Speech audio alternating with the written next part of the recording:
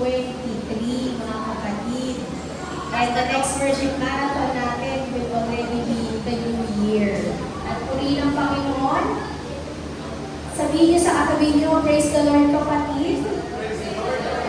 At tayo ay nagtagumpay sa ating mga worship marathon. Talagang kagalakan po para sa atin kapag tayo po ay nakakadalo sa mga Lord. Ito po yung mga pagkakataon na talagang binibigay natin sa ating Panginoon ang ating mga oras at panahon para sa gawain. Tayo po lahat ay tumayo sa gabi ito. At sa pagsisimula ay hindi natin si Brother Tom na bangunan tayo sa Panginoon. Dakilang Diyos, mapagpalang Ama, muli kami po ay nagpapasalamat at dinala mo kami, Panginoon, ng ligtas, malakas, walang karamdaman sa lugar na ito, Panginoon, upang ikaw ay aming mapulihan, pasalamatan at dakilain sa gabi ito, Lord.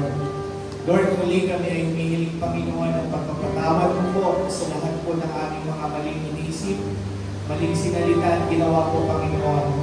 Nawa po, Lord, na sa gabi ito, gawin mo po kaming karapat-dapat na lumapit sa iyong trono ng biyaya, O God. At hayaan mo, Panginoon, na maibigay namin ang aming buong pusong pagpupuli at pagsamba sa gabing ito sa iyo, Lord. Alisin mo, Panginoon, ang lahat ng mga bumabagabag sa aming mga isipan. Alisin mo, Panginoon, ang lahat ng mga hadlang sa aming mga puso, O God. Hayaan mo, Panginoon, na maituon namin ang aming focus sa inyo lamang, O God. At sa aming mga kapatid, na sa mga oras na ito ay papunta sa aming bahay-sambahan, O Lord, hinihiling namin na ingatan mo sila at ilayo mo po, Panginoon, sa anumang kamahamakan. At hayaan mo, Panginoon, na makarating sila ng ligtas kasama namin ang magpupuli ngayong gabi, O God. Hinihiling rin po namin, Panginoon, na ang iyong banal na Espiritu ang siyang pumuno sa bawat sulok ng lugar na ito, Lord. Hinihiling namin, Panginoon, na langisan mo lahat ng mga instrumento, ng mga awit, lahat ng aming gagawin sa oras na ito, Panginoon, ang iyong banal na Espiritu, Panginoon, ang mag-anoint sa bawat isa sa amin at higit sa lahat sa magdadala ng iyong salita. Hayaan mo, Panginoon, ang iyong banal na Espiritu, Lord, ang aming paranasan at paramdaman sa gabing ito, Lord. Palakasin mo kaming muli, Panginoon, ng iyong presensya. Ito po, Panginoon, ang aming hinihiling sa makapangyarihang pangalan mo, Jesucristo. Everybody shout, Amen. Amen. Alam mo, nabigay natin ang pinakamas ng huli sa ating Diyos sa mga sarili natin, Lord.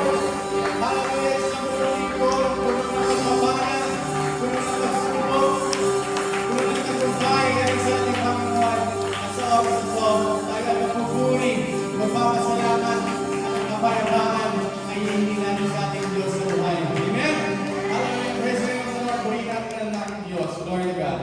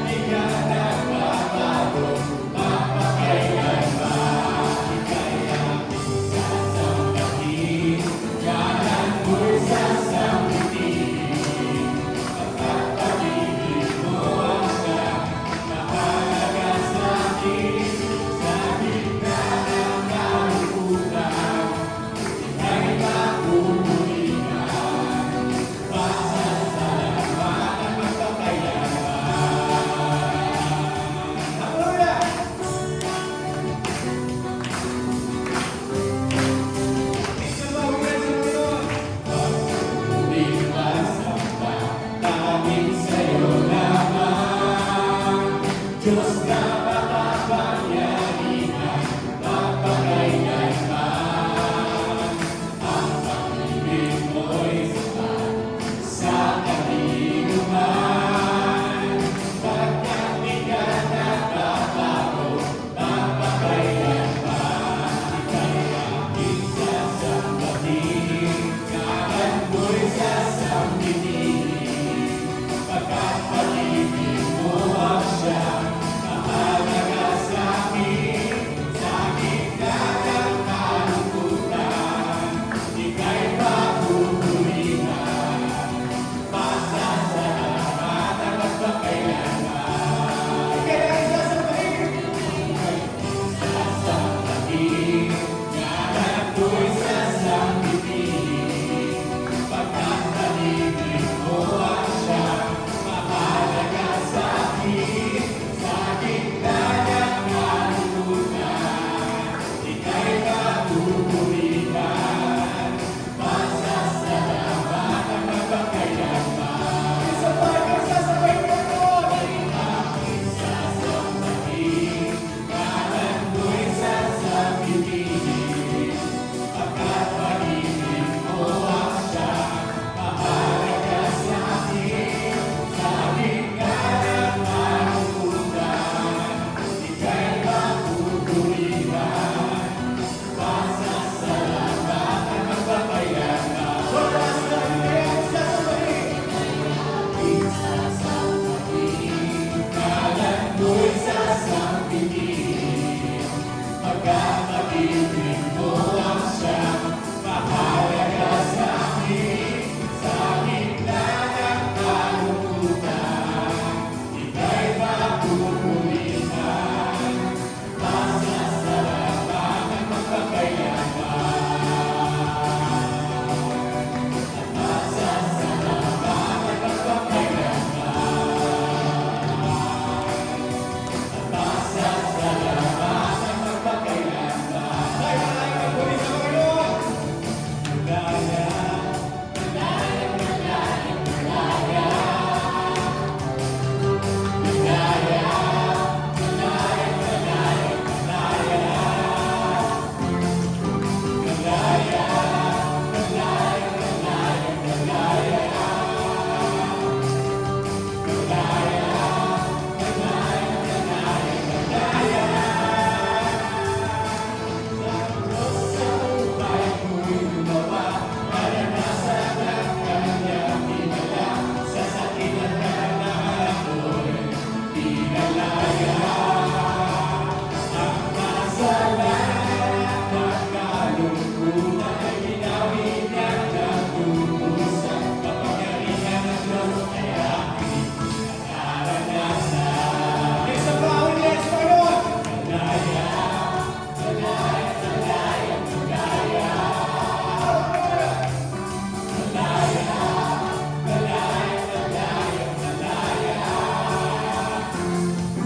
Malaya, malaya, malaya,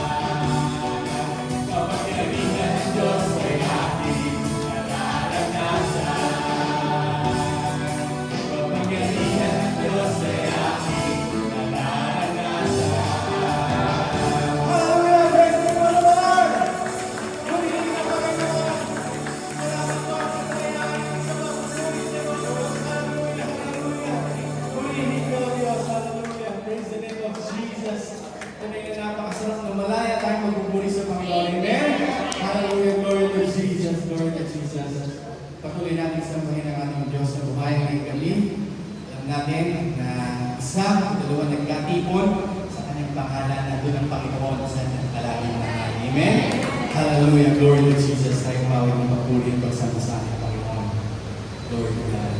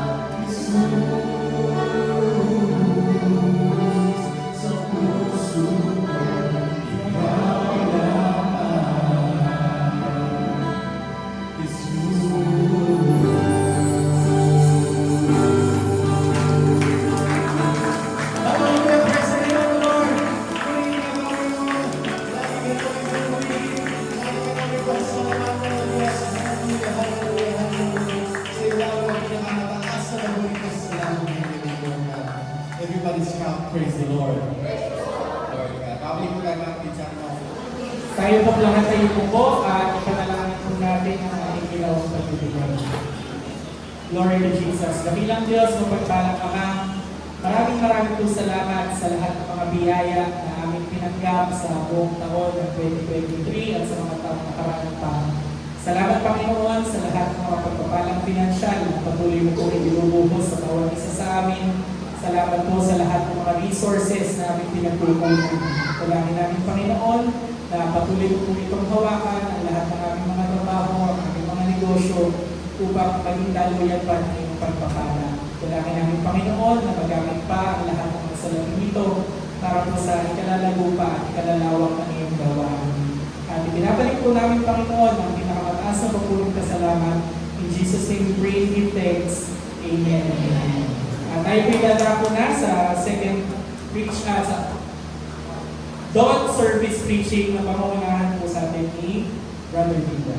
Tayong lahat ay tumulong sa ating Panginoon, sa ating gagawing pagdinig. Dakilang Diyos, mapagpalang Ama muli, kami ay narito sa iyong paanan. Hinihiling ng iyong paglalangis sa tao na gagamitin mo po upang magdala muli ng iyong salita. Ikaw po Panginoon ang aming marinig at ang iyong kalooban ng siyang mahayag sa gabing ito, O Lord.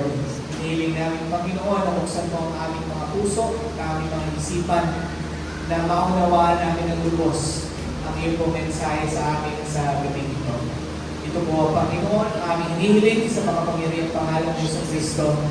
Amen. So manatili na po tayo nakatayo at kung kayo po ay may mga Biblia, please open your Bible. Ito po mga Philippians chapter 4, verse 6 to 7. At ganyan po ang nakasulat sa ayon po sa NIV version. Do not be anxious about anything, but in every situation, by prayer and petition, with thanksgiving, present your request to God, and the peace of God, which transcends all understanding, will guard your hearts and your minds in Christ Jesus. Makababalik po tayo sa ating mga upuan, at ang pag-uusapan po natin sa gabi ito ay ang kapangyarihan ng panalangin.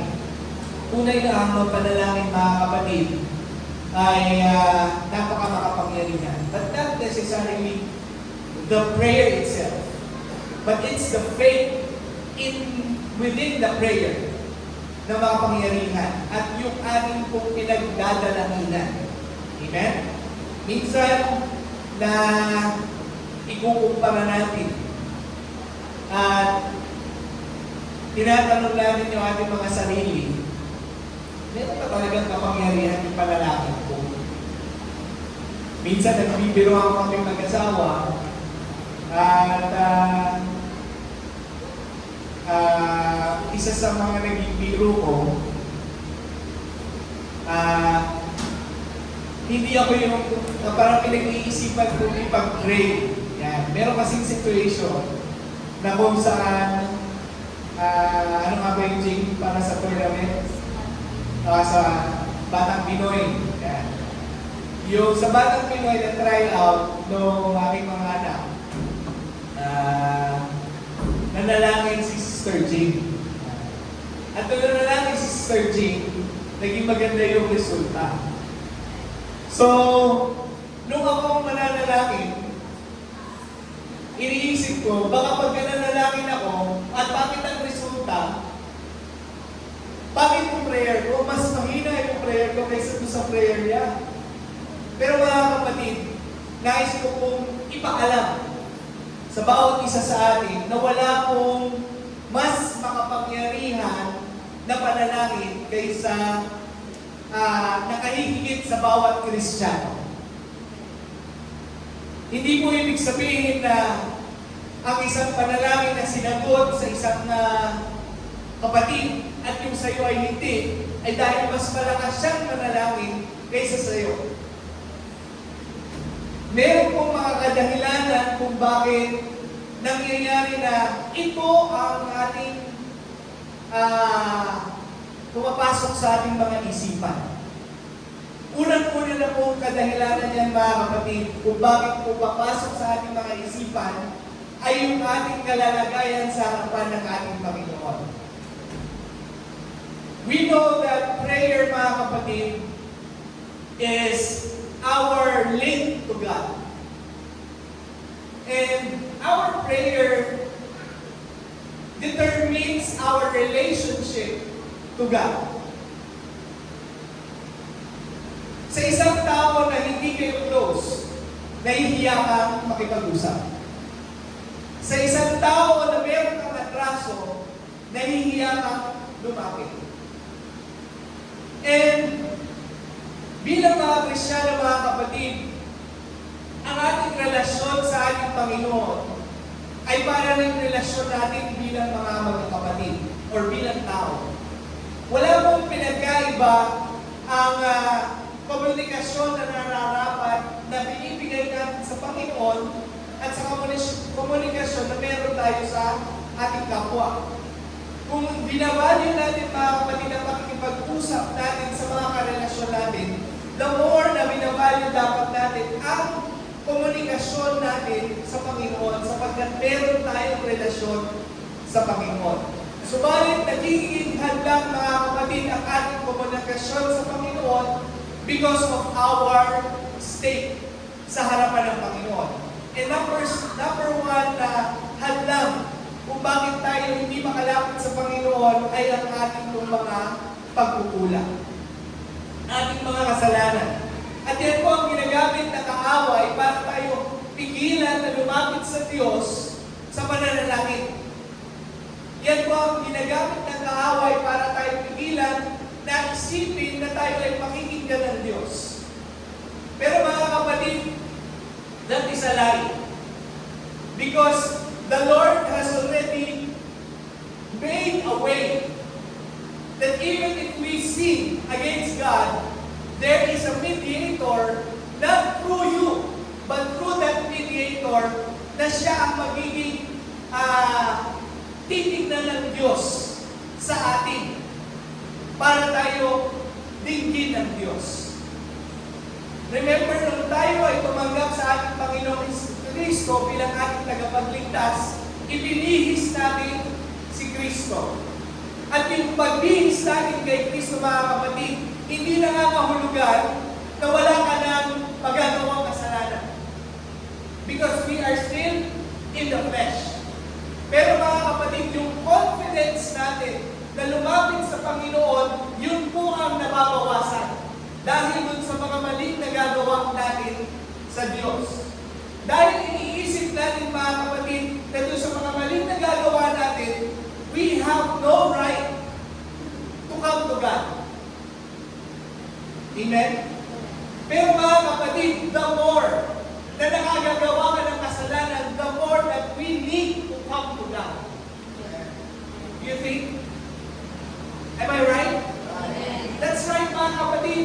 Hindi po tama na habang tayo ay nasa kasalanan at nakakagawa ng kasalanan, hindi tayo makalapit sa Diyos. Sapagkat hindi na po tayo ang lumalapit sa Diyos, kundi sa pamamagitan na ng ating pananampalataya sa ating Panginoon Hesus Kristo. Ang kailangan na lang natin, mga kapatid, na tignan ay kung paano natin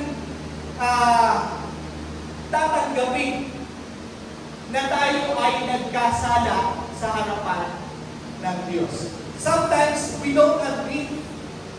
Sometimes we try to justify our sins. At yung justification natin na yun, mga kapatid, yun ang nagiging dahilan kung bakit nafe-feel natin na hindi dapat tayo lumapit sa Panginoon. Pero ang paglapit natin sa Panginoon, tulad ng sinasabi dito sa unang pagkakataon pa lang, do not be anxious about anything. Kung doon sa pananalangin mo pala, meron ka ng anxiousness, mga kapatid, doon sa paglapit mo sa Panginoon, how can you pray? How can you pray? Kung meron ka ng pag-aalala, doon pa lang sa paglapit, sa initial na paglapit mo pa lang sa Panginoon, nag-aalala ka na. Pero ano sabi niya dito? Do not be anxious about anything, but in every situation. You see, in every situation, lahat ng sitwasyon, sabi niya, by prayer in petition with thanksgiving, present your requests to God. Kaya kung wala pong pwedeng magsabi sa atin na mas malakas yung manalangin niya kaysa sa akin, nagkakataon lang mga kapatid, na yun ang ating pong paningin doon sa sitwasyon. Dahil you have that anxiousness sa iyong damdamin, sa iyong pananampalataya, sa iyong isipan. Now, the power of prayer, mga kapatid, is an opportunity to connect with God. Naniniwala kayo doon, mga kapatid?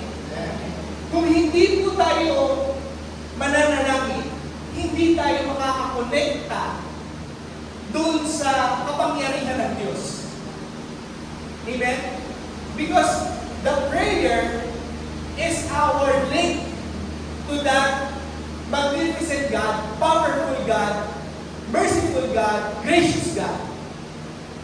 So kung yung link na yun, mga kapatid, hindi po natin dadaanan, hindi natin gagamitin, hindi natin ma-access yung kapangyarihan ng Diyos. And yung kapangyarihan ng Diyos na yun, mga kapatid, kapag tayo ay nanalangin, ito ay oportunidad na ipakita sa Diyos na siya ay makapangyarihan. Kapag hindi tayo nananalangin, mga kapatid, ibig sabihin, hindi po tayo nagre-rely sa kapangyarihan ng Diyos. Ang nagre-rely tayo dun sa magagawa natin sa isang bagay. At katulad ng sinasabi sa Proverbs 12:5, we cannot trust ourselves. We need to trust God and lean not in our own understanding. So yung ating pong pag-unawa doon sa kapangyarihan na kayang gawin ng Diyos sa pamamagitan ng panalangin, iniisip natin in our own understanding, we limit ourselves connecting to God in prayer. Because nandun yung anxiousness natin because of our sin. Pero mga kapatid, if we trust God, every time na lalapit tayo sa Panginoon, we do not lean in our own understanding, in our own self, but we trust God, we trust Jesus, we trust the Lord that He is merciful. He can hear you whatever situation you are into. Ano mang kalalagayan mo. So yung anxiousness na yan, mga kapatid, opportunity when you pray, opportunity yun para i-access yung kapangyarihan ng Diyos para ikaw ay patawarin. Yung biyaya ng Diyos, kapag ikaw ay nanalangin, opportunity yun para i-connect ng Lord yung kapangyarihan niya para ikaw ay patawarin. So hindi ka ngayon magkakaroon ng peace. Hindi ka magkakaroon ng katulad ng sinasabi na understanding, peace that transcends understanding. Isang kapayapaan na hindi masayod ng isipan. Hindi ka magkakaroon ng access doon. Dahil you live in your own understanding when you do not pray. Kaya yung pananalangin talaga, mga kapatid, is an opportunity to show God that we trust God. So kapag nakakalimutan natin, mga kapatid, na tayo ay manalangin sa Panginoon, we rely on our own understanding. We rely in our own feelings. We rely in our own decision makings. Napakaganda yung topic ni Elder Ron, mga kapatid. Kung inyong nalamdamin, mga kapatid, the responsibility of each and every parent ng NLAX Church ay napakalaki. Napakabigat ang responsibilidad ng isang magulang. Napakabigat. Why? Because your children looks after you. And the faith of your children depends on how you act as a person, as a Christian. At nakakalungkot mga kapatid, kung isang araw, makita ko sa anak ko na ako ang nagiging dahilan kung bakit hindi siya lumalago sa pananampalataya. Dahil dun sa ugali na meron ako, dahil dun sa mga kahinaan na meron ako, na pwede niya makita sa akin. Kung hindi po tayo magre-rely at kumonekta doon sa kapangyarihan ng Diyos, babagsak tayo mga kapatid. That's why it is very important that we connect to God in prayer. Isang testimony mga kapatid. Kapag hindi po ako nakakapanalangin sa Panginoon, mainitin talaga ang ulo ko. Kapag hindi ako nakakapanalangin sa Panginoon, mabilis ako mabugdok. At isang bagay mga kapatid na nakakatulong sa akin mga kapatid ay yung pananalangin ng sama-sama. Yung pananalangin ng may kasama. Why? Because it helps you push yourself to come to God. Kaya mga kapatid, bilang mga magulang, yung ating pong desire to bring our children to God starts with our prayer.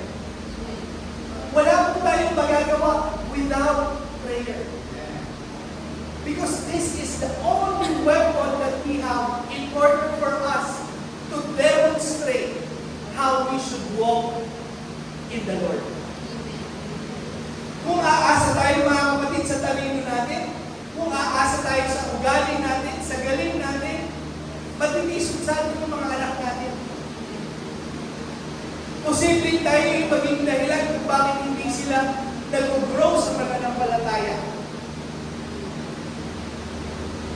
Kaya po napaka-importante na ang panalangin natin mga kapatid ay naroon palagi. It's an opportunity for us to always connect to God. Sabi nga ni Elder Ron kanina, train up a child while he is young so that when he grows old, he will not depart from it. Mga kapatid, wala pong manual ang pagpapalaki ng anak. Hindi po effective kay Brother Sai, effective kay Brother Nicolay, effective kay Zoe, effective sa ibang bata. No.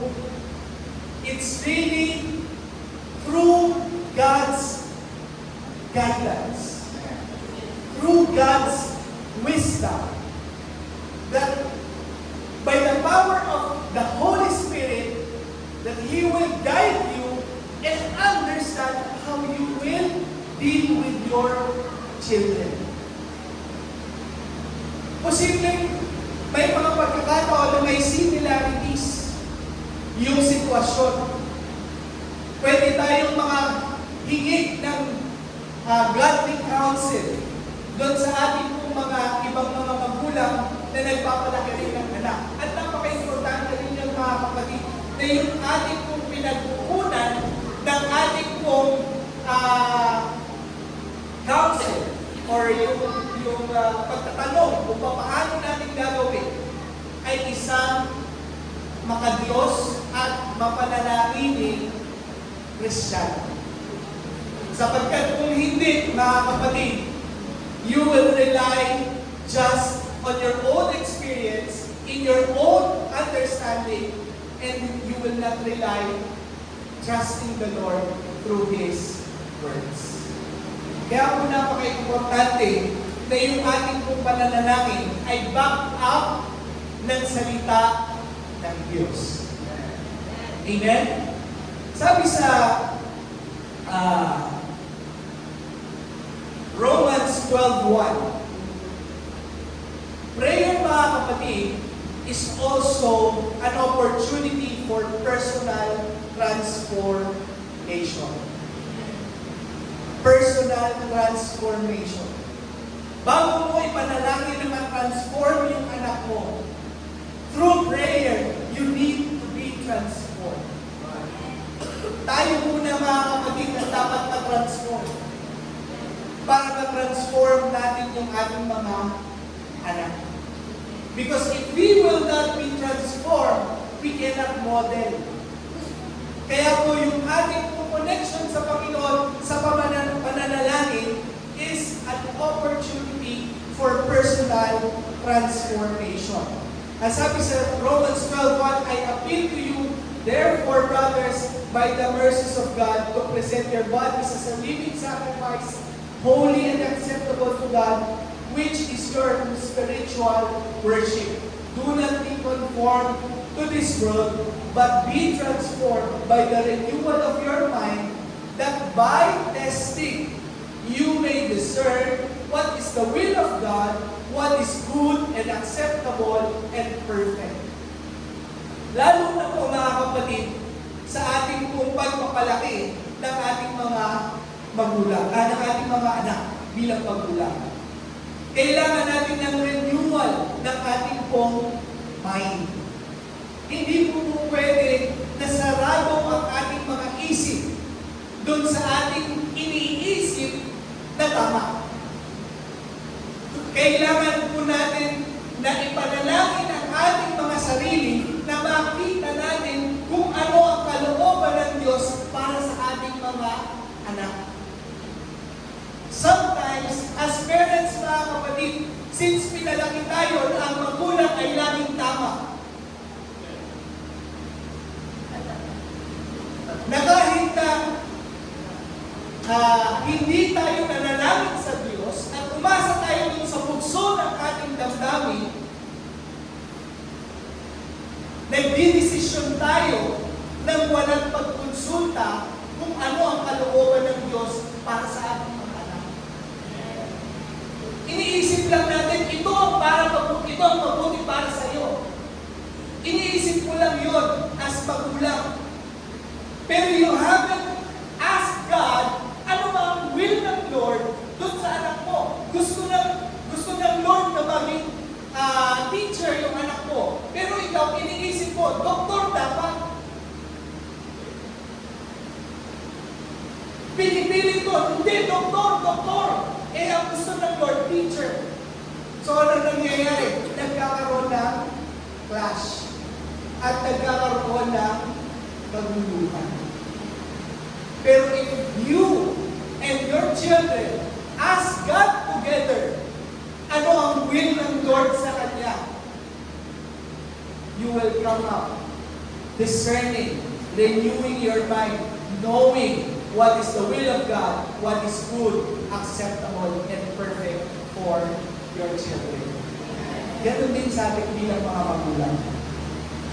Minsan, tatanungin ako ng anak ko, Daddy, magsi-senior high na ako. Ano ba magandang course? Magbibigay ako ng mga inputs. Pero sinasabi namin sa kanya, ipag-pray mo kung ano ang will ng Lord dyan sa gusto. Even us, hindi namin alam kung yun ang pinakamaganda para sa kanya. Magbibigay kami ng mga inputs namin, pero we don't know kung yun pa talaga yung will ng Lord para sa kanya. So kailangan natin, mga kapatid, humingi sa Panginoon ng guidance kung ano ang dapat natin ituro doon sa ating mga anak, i-guide sila. Sabi nga ni Elder Rod, ito yung kumbaga time of equilibrium that they need to balance out yung kanilang buhay. But of course, hindi tayo mag-overthink. Gagamitin natin yung salita ng Diyos at para magkaroon rin tayo ng peace of mind that the Lord will help you direct our children. Palakpakan natin ang ating Panginoon. In Hebrews 4:12, mga kapatid, sabi niya, for the word of God is quick and powerful and sharper than a two-edged sword, piercing even to the dividing asunder of soul and spirit, and of the joints and marrow, and is discerner of the thoughts and intents of the heart. Mga kapatid, kapag tayo nananalangin, huwag po natin isipin na ang panalangin ay tayo ang boss. Sino po sa inyo yung nangamuhan? Meron tayong mga boss. Amen. Lahat tayo. Siguro na nagtrabaho, meron tayong mga boss. At ang rule, mga kapatid, you follow your boss. Whatever instruction of your boss, sagot ka ng boss mo. Pag sinuway mo yung boss mo, lagot ka sa boss mo. Amen? So, ang rule bilang empleyado ay kung ano ang instruction ng boss, sundin mo. Amen? And bilang Kristiyano, mga kapatid, we are not the boss. The boss is God. Whatever God wants, we follow. Amen? And matindiscern natin na yun ang gusto ng Diyos sa pamamagitan ng kanyang mga salita. Sabi dito, the Word of God is like a two-edged sword na tumatapos hanggang doon sa ibuturan ng ating mga buto. At ito ang nag-discern kung ano ang laman ng ating puso, ng ating mga intentions.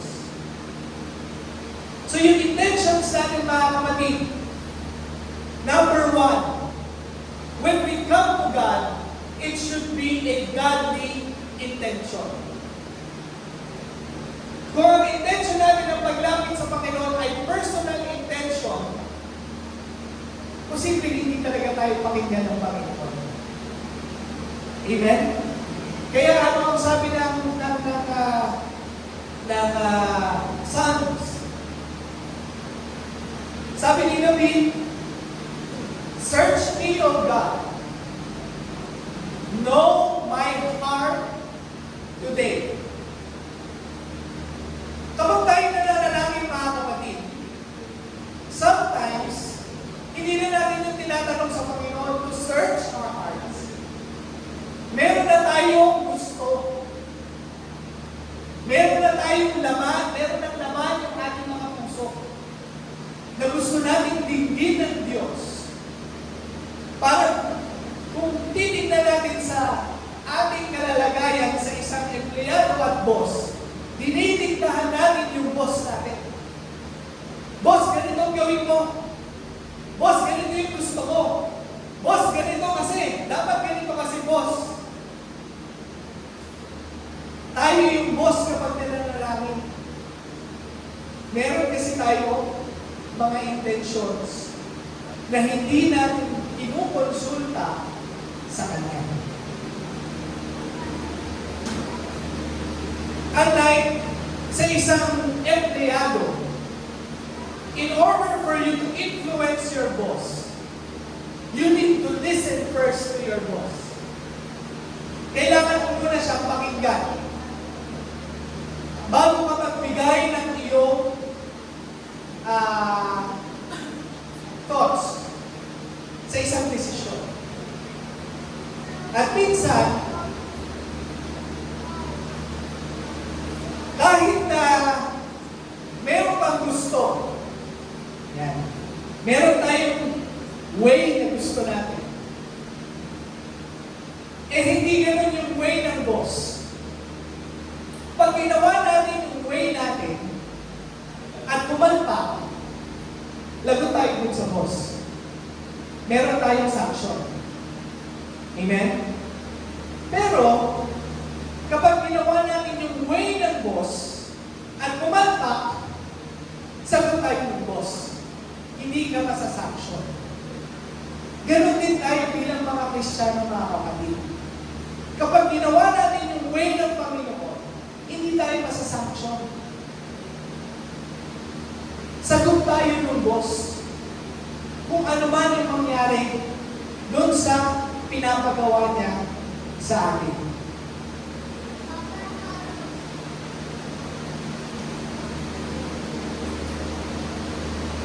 Bilang mga Kristiyano, mga kapatid, sa ating pananalangin, tinuturuan tayo ng Panginoon, number one, yung personal development natin of being humble and true. Kasi kung hindi tayo makalapit ng totoo sa Panginoon, kanino pa tayo magiging totoo? Eh yung Diyos na nakakaalam na kung ano yung laman ng puso natin, tinatago mo pa. So, sa ating bilang mga Christian, opportunity na maging humble tayo, humble enough to let God know our heart's desires. Kung meron mang mali, ipaalam natin sa Panginoon. Now, the power of prayer, mga kapatid, is not just for individuals. It can also be powerful collectively. Do you agree? Sabi ko nga kanina, nakakatulong sa akin mga kapatid na nananalangin ng may kasama. Kasi kapag wala kang kasama, minsan, tatabarin ka. Pero pagka may kasama ka, mahihiya ka. Amen? Mahihiya ka pagka meron kang appointment. Lalo na dun sa ating Thursday prayer warrior. Mahihiya ka na hindi umatid.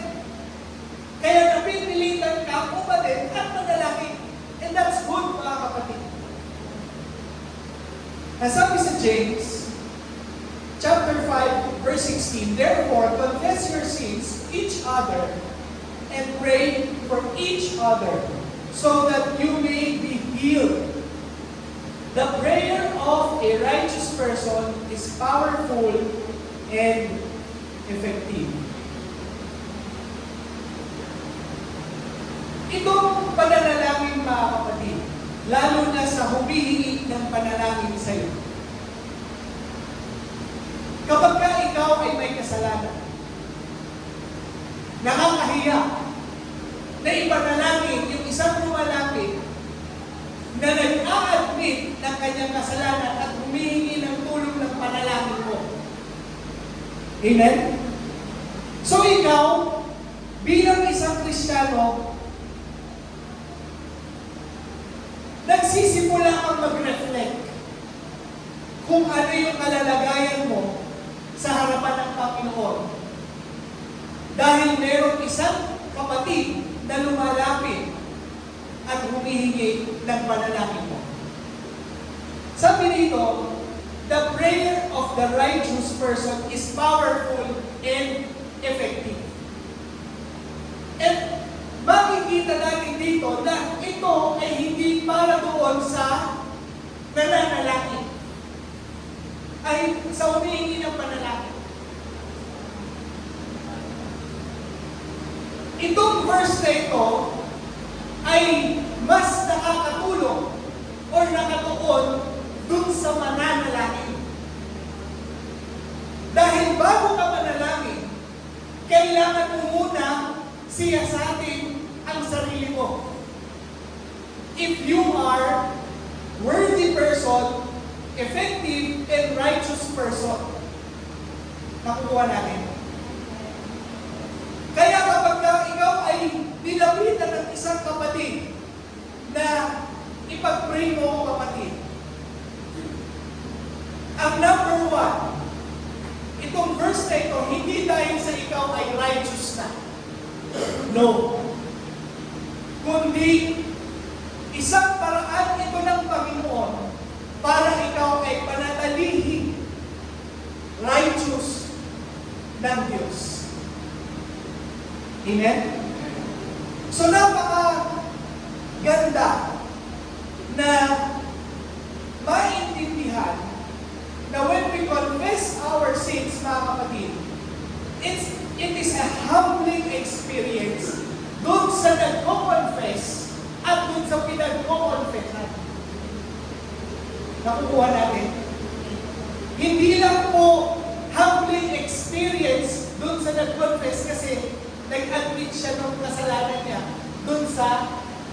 hinihinga niya ng panalangin. Bagkus ito ay may impact sa kanilang dalawa. At mas nagiging matatag yung isang Kristiyano na mayroong ganitong klaseng relasyon dahil sa panalangin. Kaya po yung prayer warrior natin, mga kapatid, is very powerful. Because it goes both ways sa pinapanalangin natin at tayo naman na nananalangin para sa kanila. Amen? Because sabi dito, the prayer of the righteous person is powerful and effective. So you yourself will always reflect, am I righteous in the sight of God when I come to God in prayer to pray for those who are in need. Amen? Kaya napakahalaga talaga at powerful itong panalangin para sa atin bilang mga magkakapatid. Now, sabi sa Matthew 18, 19, 20, again, truly I tell you that if two of you on earth agree about anything they ask for it, it will be done by my Father in heaven. Where two or three gathered in my name, there am I in the midst of them. Kung ating titignan itong talatang ito, mga kapatid, at itataas ang basa, ito ay katulad rin ng konteksto ng James. Na kapag mayroong isang tao na nagkasala at ikaw ay lumapit sa kanya para siya ay i-correct at hindi siya nagpa-correct, ito po yung way na mag-a-agree kayo kung ano ang gagawin para sa kanya. Kaya itong Matthew 18, 19, 20, yung ating pong ginagawa na bylaws ay talagang biblical. Sapagkat napagkasunduan natin na kung ano man ang ating talian dito sa lupa ay tatalian sa langit. Yung verses na yun, mga kapatid, kapag binasa natin, ay resolving conflicts ng isang mananampalataya, kapwa mananampalataya, discipline, and prayer. So mga kapatid, discipline is also necessary, and prayer is necessary for discipline. Ibig sabihin, mga kapatid, hindi po din tayo magdedesisyon ng isang bagay na hindi po talaga pinagkokonsultahan ng bawat isa na nananalig at sumasampalataya sa ating Panginoon Diyos. So, the prayer, mga kapatid, it connects everyone to become unified in mind, in heart, in soul, and in understanding. Amen? So sa isang bagay na pinagkasunduan, mga kapatid, ng mga mananampalataya, sa pamamagitan ng pananalangin sa paglapit sa Diyos, tayo ay nagkakaisa at tayo ay sinasamahan ng Diyos dun sa panalangin na yun. So it strengthens our unity and humility among believers. Amen? So napakaganda, mga kapatid, na maintindihan natin ito, mga kapatid, na yung panalangin natin ng sama-sama sa isang desisyon ay importante. So, Brother Do, kailangan ba lahat? Sabi nga, where two or three gathered in my name. So, meron mga elders, meron mga selected leaders na nagkasundo. In the name of Jesus Christ, it will be honored by God. And it will strengthen the unity inside the church through prayer. Palakpakan natin ang ating pastor. So mga kapatid, babalik tayo doon sa una nating talata. By prayer and petition, with thanksgiving, present your request to God. And the peace of God, which transcends all understanding, will guard your hearts and your minds in Christ Jesus. Sa lahat ng ating mga alalahanin, wala pong ibang sagot kundi ang panalangin. Ang kapangyarihan ng panalangin ay hindi nakadepende sa iyo. Prayer is powerful. I-rephrase natin. Yung kapangyarihan ng Diyos ay hindi nakadepende sa panalangin mo. Yan. God per se is powerful. Amen? But the effectiveness and power of the prayer depends on the person who is praying. If he is righteous in the sight of God. So sa atin, napaka-importante na lagi tayong nananalangin. Because we will not be righteous enough to come to God in prayer. Amen? Without confessing our sins to God and being humble enough to admit that, Lord, I am not righteous enough. I need your help. I need your merciful and gracious forgiveness sa lahat ng mga mali natin nagagawa. And when we come to God in humility, there, the power of God will connect us doon sa kanyang kapangyarihan na pwede niyang gawin lahat ng ating hinihiling according to His will. According to His will. Minsan, na-overuse natin yung salita, whatever you ask in my name.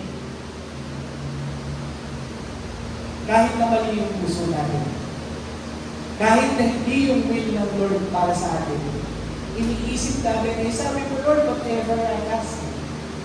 Before natin hilingin whatever, we should ask, Lord, what is your will? And kapag nakita natin yung whatever we ask within God's will, it will be given to us through prayer. Tayong lahat ay tumayo ngayong gabi. Glory to Jesus. Hallelujah. Purihin ng Panginoon. Tayong lahat ay manalangin muli sa ating pagkatapos ngayong gabi. Glory to Jesus. At bago yan, siguro, umawit muna tayo ng isang pagsambang awit sa ating Panginoon.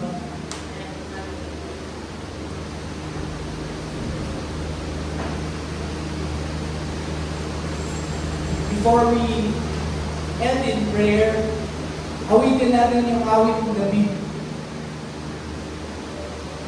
Search me, O God, know my heart today. Magpasiyasan tayo sa Panginoon. Kung meron tayong mga maling nagagawa, kasalanan na hindi pa natin na i-confess sa ating Panginoon, let's confess to God and humble ourselves before we end in prayer. Glory to Jesus. Hallelujah.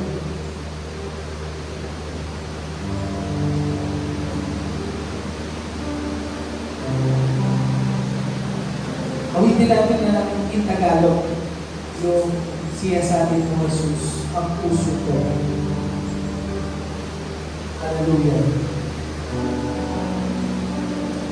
Let this be our prayer sa harapan ng ating Panginoon ngayong gabi. Patuloy tayong lumapit sa Kanya at magpasiyasan sa Kanya sa laman ng ating mga puso, sa desire ng ating mga puso, sa intentions ng ating mga puso. Let's humble ourselves to God.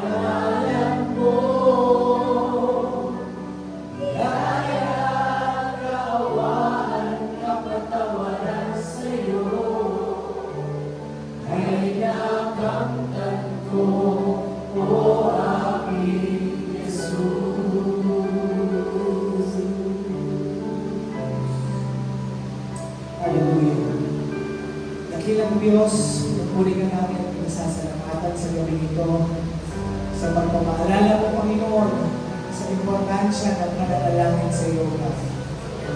Lord, patuloy kaming humihiling sama-sama. Anawa ang aming pong komunikasyon sa inyo ay patuloy na manatili at patuloy na mag-intim ang aming pong relasyon sa inyo bilang iyong anak at aming Diyos, O God. Lord, hinihiling namin sa lahat ng aming mga kahinaan, tulungan mo kami na mapanagumpayan namin ang aming mga kahinaan, O God. At Lord, patuloy kaming umaasa na ikaw po ang mag-guide sa bawat isa sa amin, sa aming pong mga pagpapasya. Una sa lahat, sa aming mga magulang. Lord, tulungan mo po ang bawat magulang ng iglesia nito. Kung ma-guide namin ang aming mga anak sa iyo po kalooban, O God. Tulungan mo kami, Panginoon, na hindi lamang sa pamamagitan ng aming mga salita, bagwas na ipakita namin, Panginoon, sa aming mga gawa, ang pagsunod at paglakad sa iyong kalooban, O God. Lord, hinihiling po namin na ang bawat kabataan, Panginoon, na narito ay patuloy na pagpalain mo at patuloy na hawakan ang kanilang buhay at gamitin, Panginoon, sa iyo pong kalwalhatian. Ipahayag mo rin sa kanila, Panginoon, ang inyo pong kalooban sa kanilang buhay. I-guide mo sila, Panginoon, sa pamamagitan ng kanilang mga magulang at ng iyong salita at ng iyong banal na Espiritu na siyang pumikilos sa bawat puso ng kabataan na naririto. Lord, sa aming pag-iiwa-iwalay, muli, hinihiling namin ang pag-iingat mo sa bawat pamilya na naririto. Ilayo mo kami sa anumang kapahamakan, ilayo mo po kami sa anumang aksidente. At dalangin namin, Panginoon, na ibalik mo po ang bawat isa sa amin sa mga susunod pa po namin gawain, kasama ng aming mga pamilya, ng aming mga mahal sa buhay, sa paglilingkod sa iyo, sa pagsamba sa iyo, Panginoon, at pagbibigay ng pasasalamat sa iyong kabutihan sa aming mga. Ito po, Panginoon, ang aming sinasamo at hinihiling sa pinakamakapangyarihang pangalan ng aming Panginoong Jesucristo. Lahat ay magsabing Amen. Nagawin po natin ang blessing ng Panginoon at tapos na po sa paalam na magpapasok dahil kayo ang makikipisan ng banal na Espiritu ay sumaating lahat. God bless you. Good night. Palain po tayo.